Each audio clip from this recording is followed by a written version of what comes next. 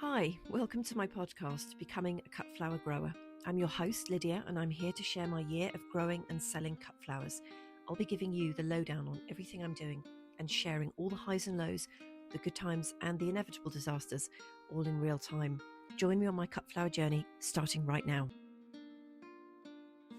Hello, and a really warm welcome to the latest episode. It is Friday again. How does it come around so quickly?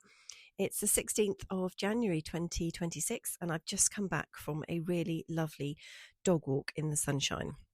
It was so beautiful out there. And it was really good just to get out of my head for a change. I don't know if this is the same for you, but walking I find is just such a great way of just sorting through all of the bits that are whizzing around in my brain, and I come home a lot more clear-headed. We had absolutely torrential rain yesterday. It was horrible. It came in a little bit later than I was expecting it to, and then it just lasted all afternoon, evening into the night, and it was proper torrential. So plenty of water on the plot this morning. So I said to the ducks, how about we top up your swimming pool? And they were like, yeah, amazing. So turn the tap on. And what did I do? I broke my golden rule, which is never, ever, ever turn a tap on and then walk away. You just have to stand there and keep an eye on it. So I wandered off and then completely forgot about it, went back to lock their gate, and they were having the most amazing time. So there was one in the pond, and they had created this water fountain going all the way down the slope, and they were paddling in it and just having the most amazing time. So they had a great experience this morning, but I emptied out half a water butt. So now I'm actually praying for more water. Luckily, it wasn't one of the Bowsers, because I managed to do that last year and that was a disaster. So yesterday was the perfect day for carrying on with my seed sowing plan, my crop plan. And I have to say, my prod hours new productivity thing went completely out the window, and I spent the entire day on it, which I'll come back and talk to you about in a second. I have also gathered all of my receipts together from last year into a dedicated folder. So anything that I buy this year can just go straight in the folder labeled receipts, and there won't be little bits of paper all over the place. And it means I can have one place to go and check when I do my cost of production of tulips and alliums and seeds and everything else that I bought. I have everything gathered together in one place. So I was very pleased about that. I had a lovely comment on my Spotify. Now, this is about 5 days ago, actually, and I must say I don't check Spotify very often, but it popped up on my email today. So thank you for the lovely listener comment on Spotify. It was from someone saying they've started their own cutting patch. So if that's you, thank you for your comment and very good luck with it. Now, Kylie's room, aka my studio, has been taken over by the chickens, and it's now their new day spa. So it's got a sandy floor on it, which it's always had. I didn't put it down. And it's had shavings over the years, and the chickens just absolutely love it. Now, they've got shavings in their own house, but they clearly don't want to have a dust bath in there. So they all pile into Kylie's room every morning. So much for me trying to keep that a really nice, tidy space. They don't seem to be doing any doings in it. So I think they are just going in and using it as a spa because it's just perfect for dust baths. I have also bought myself a wall calendar for the year, which I'm very excited about. I haven't had one of these for years and years and years. In fact, probably since I worked in an office. And I normally have those ones that you get given at Christmas with just 1 month to view, and then you sort of flip it over and you've got another month and there's a pretty picture on it. Well, I wanted a whole year stuck on the wall so that I could just plan the whole year out and map out what I'm doing. And then I thought I would buy some little coloured sticky dots to indicate when key things are happening and if I'm going off doing something, or just for anything really. So I found some on Amazon and I must say I bought I think the second packet that I saw, because they were £3.49, and I thought, wow, that's an amazing price, and if I go into town there'll be so much more. So I bought them, and then I got the confirmation to say they're coming, and I realized I've bought one packet, but inside this packet there are 7,140 dots. So I guess I'll be putting dots on absolutely everything this year, and probably for the next decade, to be honest. That's quite a lot of dots. And this afternoon I was having a quick rifle through Instagram, and I saw this beautiful post by the Instagram handle is Gardening Alice, and it's this gorgeous display of a winter arrangement, and I'm assuming it's Alice has done it, and she did it at a flower club, and it's really beautiful. And she's used foraged foliage, some twisted hazel stems, and then some dried flowers that she's dried herself, and it is so pretty. I really absolutely loved it, and I thought, you know what, I think I've left a comment. I did leave a comment to say what an amazing reminder of what you can still do in the winter, because I just don't do any displays or anything right now, especially now Christmas is over, because I'm just kind of waiting for all the spring flowers and the summer flowers and everything. And actually, Alice's post is just a brilliant reminder that there's plenty of material out there that can be used to make very, very pretty displays without actually needing, fresh flowers. So that was really lovely. And that made me smile, actually, when I saw that. I thought, gosh, I had to pull my finger out and do something like that myself. So back to the seed sowing plan. Okay, this is epic. And I think I just blew a fuse in my brain yesterday. It's been a huge project, so much bigger than I thought it was. And of course, I ended up making a spreadsheet, obviously. And I ended up doing like this huge thing with individual tabs for each crop. And it was very detailed, and then it got even more detailed because I just started adding all of this other information.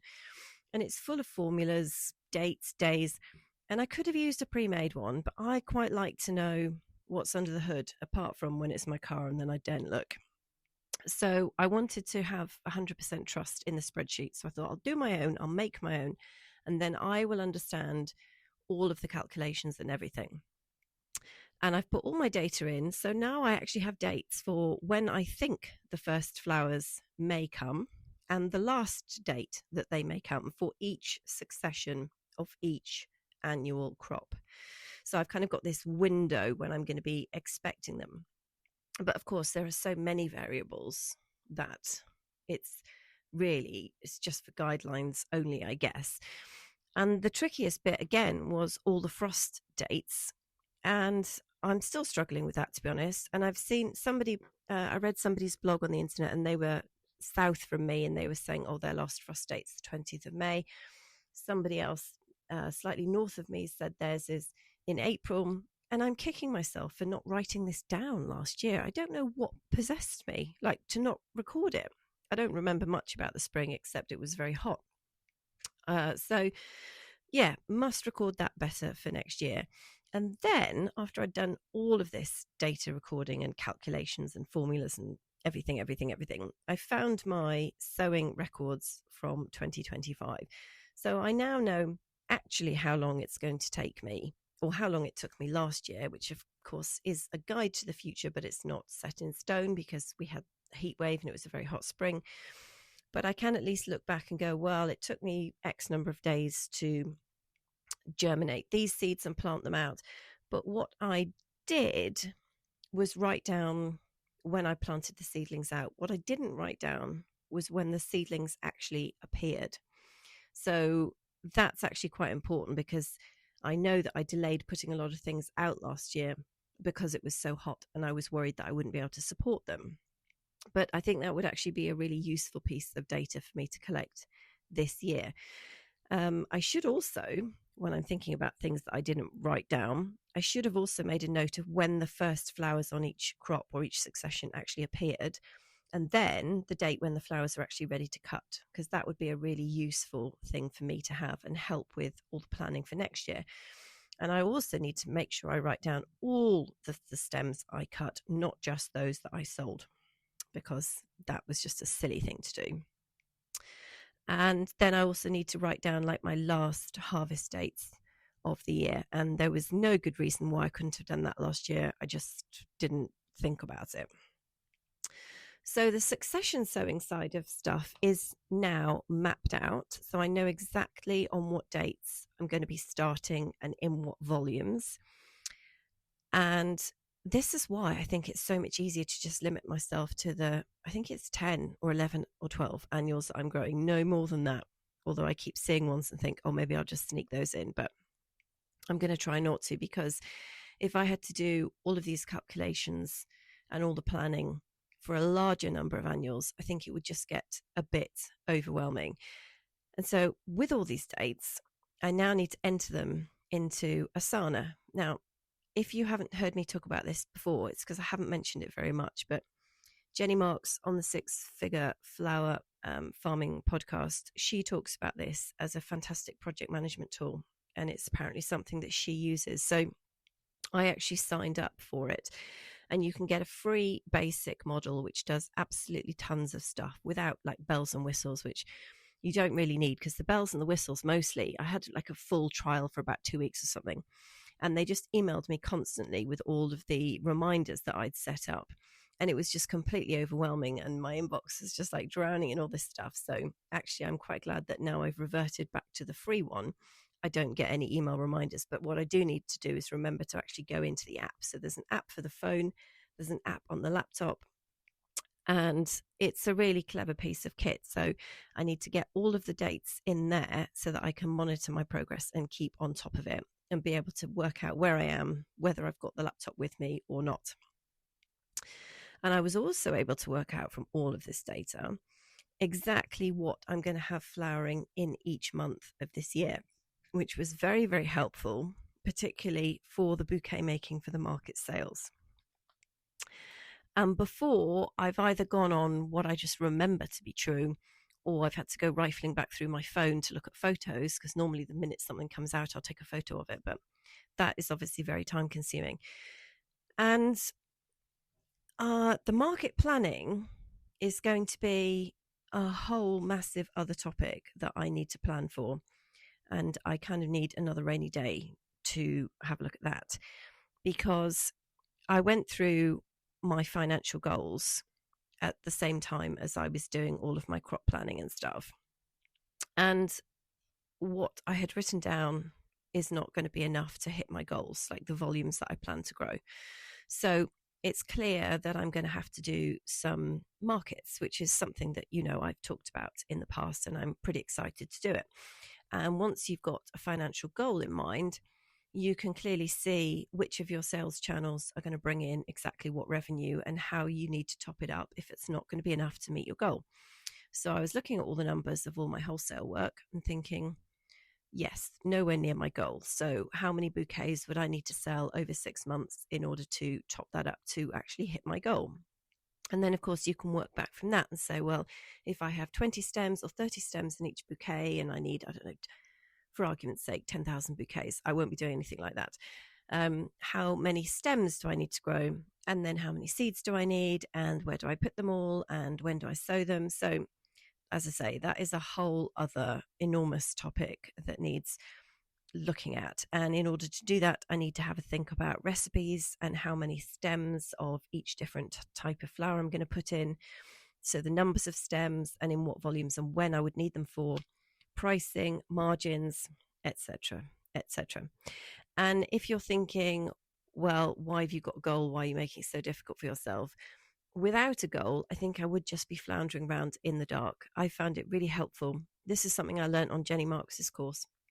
She really starts with, what do you want to achieve this year? What do the numbers look like? And I had never really had that starting point before. I just had boxes of seed and I just chucked them all in the ground. And I was like, this is what I've got. And then you get to the end of the year and you're like, okay, I haven't made enough money. So this year we're starting from, this is how much money I want to make. So therefore, this is what I have to do in order to make that money. And this is what it's going to look like in terms of stem numbers and yields and starting dates and all the rest of it. So you've got to be able to work backwards to calculate all of that. And the only data that I don't have, well, in fact, no, there's masses of data that I don't have that I didn't realize I needed. But the reason why I should have calculated the number of stems that I cut from each crop is so that I know roughly the yields of those plants. Yes, you can get all this information on the internet, but unless it's for conditions that are really similar to yours, the numbers are just pretty wild, really, because it depends on so many things, like your soil and the weather and even where you got the seed from and water and everything. So it would be easy for me to calculate yields from my own field and then use them as my reference point. Now, I found a really useful website when I was doing all of these calculations that I want to share with you because you might find it helpful as well. There are probably equivalents to this, but this one was free and I found it. So I thought I'll tell you anyway, and then I'll put it in the show notes if you haven't got a pen on you when you're listening to this. So it's a website, www.timeanddate.com, and then /date. And in there, there's literally a box, and you can enter your start date, and it will do all these different calculations for you based on whatever you want to know. So there's like a date to date calculator. So you can put 2 dates in, it'll tell you how much time difference between them. There's another date calendar using a start date, and then a plus or minus box, and then you put in however many days, weeks, or months you want to be plus or minus from your start date. So that's really helpful. So you could put your start date in as your last frost date, assuming you wrote it down or you can find it from somewhere. And then you could say minus 6 weeks, and that is when you need to be doing whatever it is you need to be doing then. So it was a very, very clever bit of kit.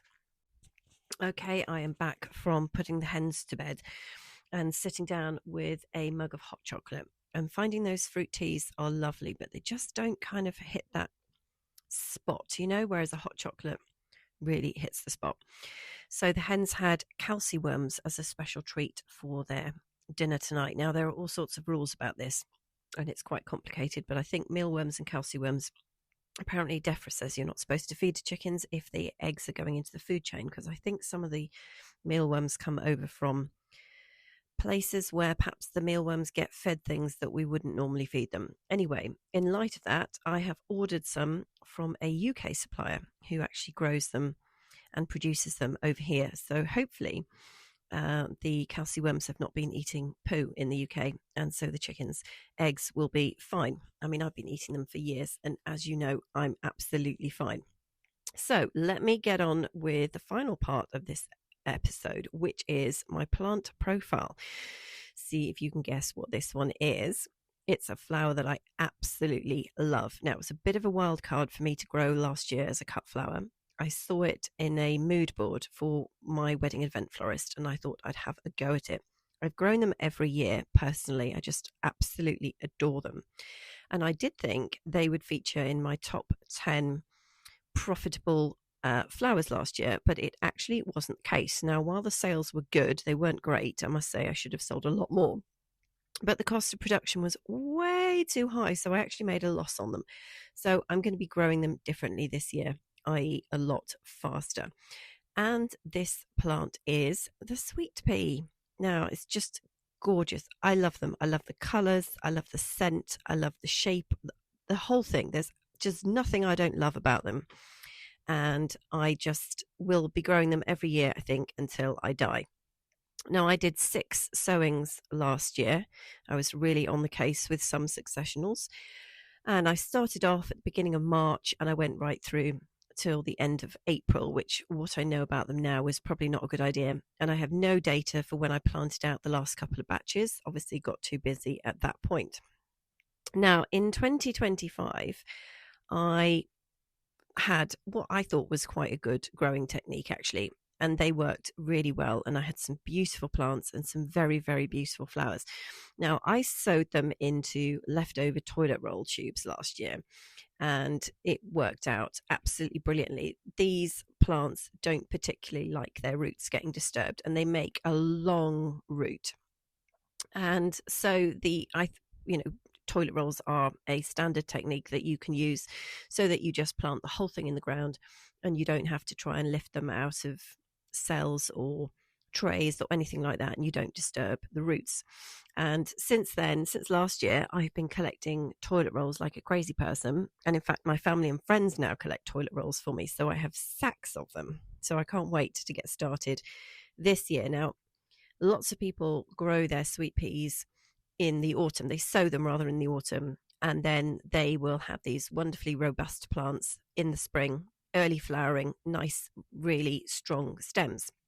But I don't like the idea of babysitting them all through the winter. I just think it's a bit risky.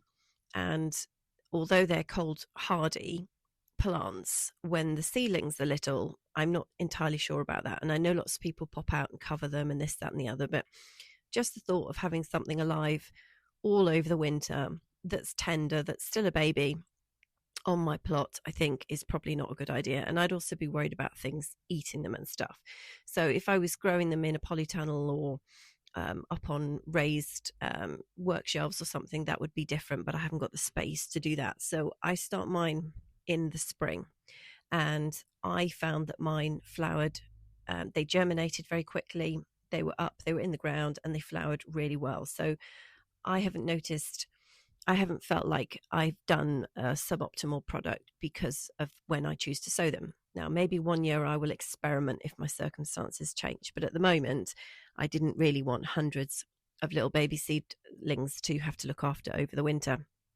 Now, last year I sowed them into my recycled compost, and they worked extremely well. I had excellent germination rates across the board. Now, there are all these rules about what you're supposed to sow your seeds into, and there are different seed composts you can buy, and people make up their own. And I was doing everything on a shoestring budget last year, and I'm delighted to say I'll be doing it on a shoestring budget again this year. But I have this huge tub in my garden which I dump all sorts of compost, used compost into. Fresh compost gets mixed in as well. It's basically a whole mixture of stuff, and I stir it all together, and that's what I started my seeds with last year. And as I say, it worked absolutely perfectly for me. Now, I sowed them in the greenhouse because I've got benches up in there, and then hardened them off outside. And they got planted out on the plot at the base of my 6-foot tall metal fence panels. These are like the big ones that you see around building sites and, on the sides of motorways and stuff. And I use them around the plot to keep everything safe. And also they are there for the chickens as well. And I thought it would be fun to just grow my sweet peas up those. And that's what I did. So I dug a trench at the foot of the fence panels last year with my horry knife, and I literally just plonked the tubes in and backfilled the trench. And this bit was actually very, very quick. Where I went wrong was just not being fast enough with the seed sowing. So I'm going to have to be listening to like euphoric trance music this year, I think, in order to get me to work a bit faster.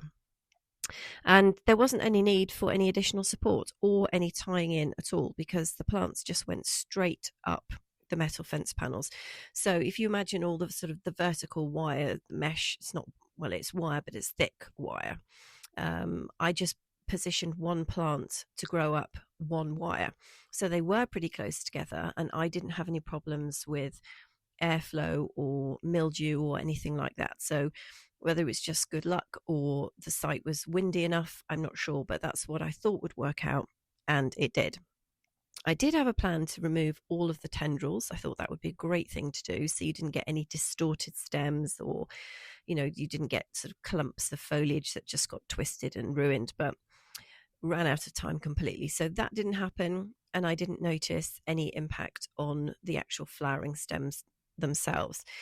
So I also ended up getting a third of all of the plants that I grew pinched out by the ducks by accident. This was not planned.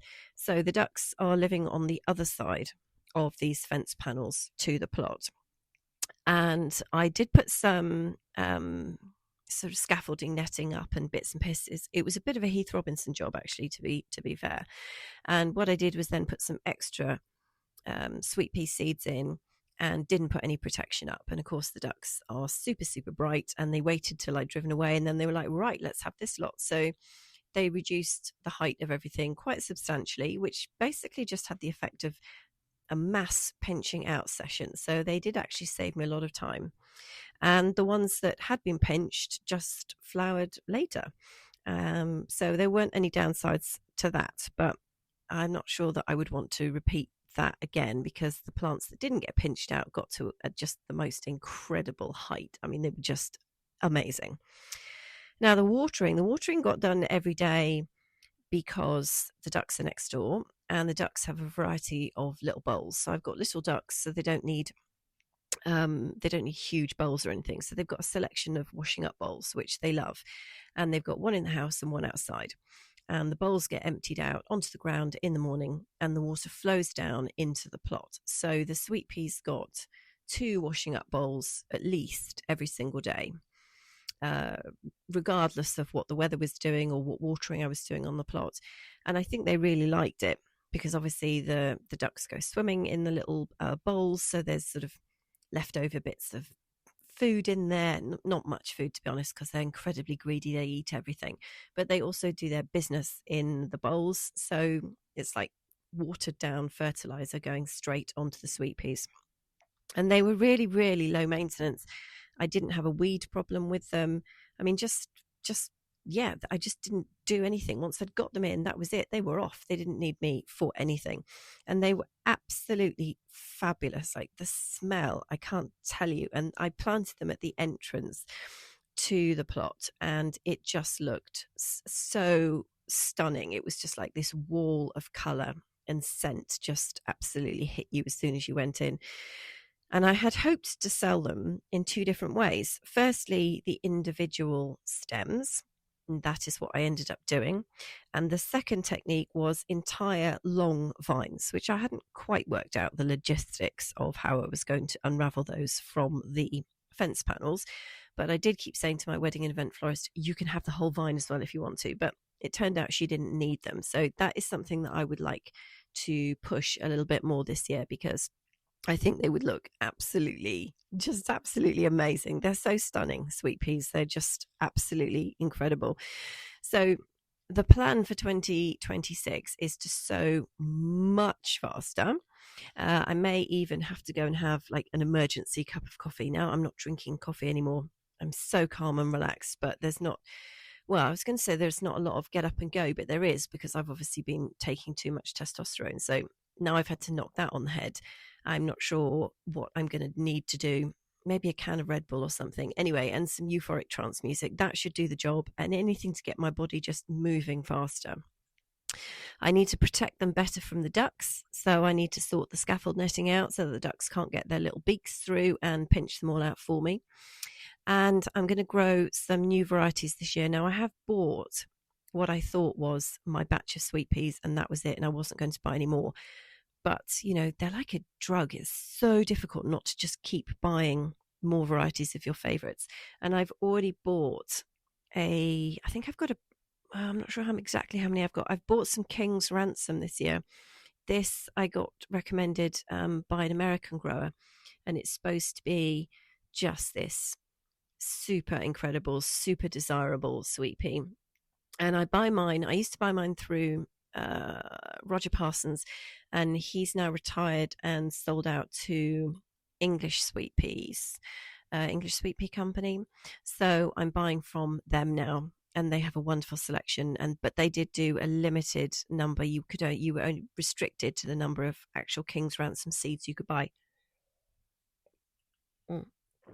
Sorry, I'm just having some of this hot chocolate before it gets cold. It seems to go cold really quickly, hot chocolate. Don't know what that's all about. And I need to market them much better. So share more photos, show more ways of using them, tell more florists about them, really, really, really push them, because they have a pretty good sales price. So if I can get the cost of production down, then hopefully I won't make a loss this year. And I also want to enjoy them more.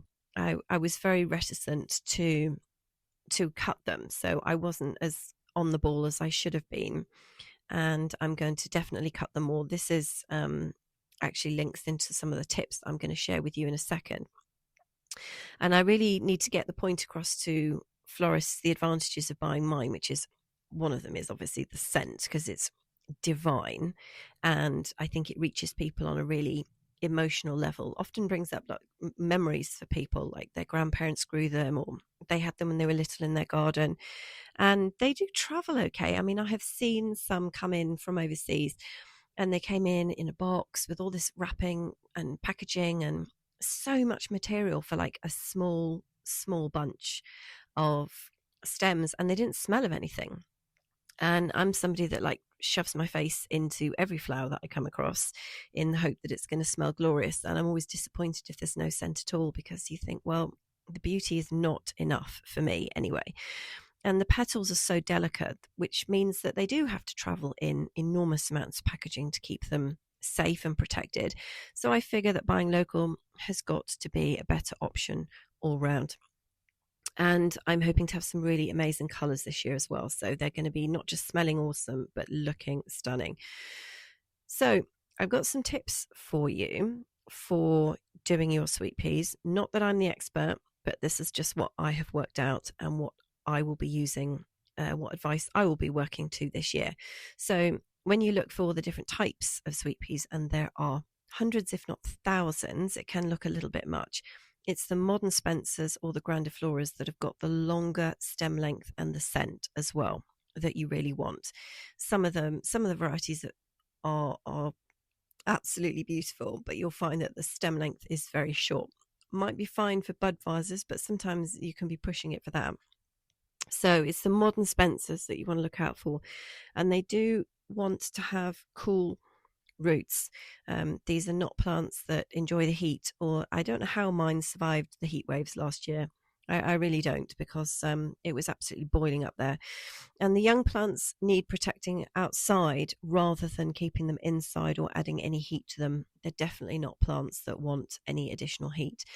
And they are very greedy feeders, so they like a very rich soil where the richness actually continues all seasons, so that they're supported through all of their growth.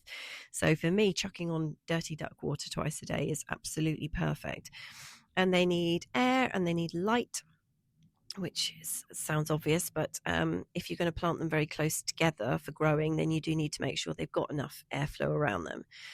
And it also sounds very simple to say that you need to keep them vertical to have the longer, straighter stems, but I always used to grow mine up sort of wigwams that I would make, and then you'd have this really messy clump at the top where the tendrils would all end up mingling and joining, and then you just get this horrible messy situation. So the straighter you can keep them growing up, the better. And picking them daily is really important to keep them blooming. This is not something I did last year, and it was a mistake. And also deadhead straight away any pods that you've seen for any flowers that you missed cutting the first time. And these guys are long day plants, so they are very light sensitive, and they need a minimum of 12 hours of light to flower. So it's worth bearing that in mind. I certainly won't sow beyond a certain point this year, because it's just, the light levels are going to be peaking obviously on the longest day, which is 21st of June, and then after that it's basically Christmas after that. So one final thing to say about sweet peas: if you haven't grown them before, do give it a go. They are the most wonderful, most extraordinary, most beautiful flowers to look at. I can just literally stare at them. They're just so stunning. And that is it for my plant profile of the week. I hope that's been of interest. So this is it for me this evening. It is, it's still Friday, so we've got a weekend ahead of us, and I hope you have a great time. Now, it is a busy time for us growers at the moment. I think there's a bit of a myth that we're all just sitting around doing nothing in the winter because there's nothing visible, to see. We're not posting huge bouquets. There aren't buckets of water on the Instagram of all our flowers. There isn't. It's not like it is in peak season, but it is an incredibly busy time for us. And this is my reminder, a polite, friendly reminder to you to take care of yourself at this time of the year. Get your niggles sorted now, because in a very short space of time, we are going to be so busy with all of the sowing, transplanting, bed prep, weeding, marketing, sales, decision-making, Instagram posts, plus trying to keep the ship upright at home, feed ourselves, keep ourselves presentable. So take this opportunity to, make that appointment that you need to make to get the ball rolling on things. Go and see that friend that you haven't seen for ages and that you really miss. And get yourself fighting fit for what is coming down the track towards us, because although it's an awful lot of fun, it's also an incredibly busy time. And finally, to Carolyn, I also hide my sweet wrappers and other naughty packaging at the bottom of my bin too. So that's it from me. Please come back and join me next Tuesday for the next episode. All the best.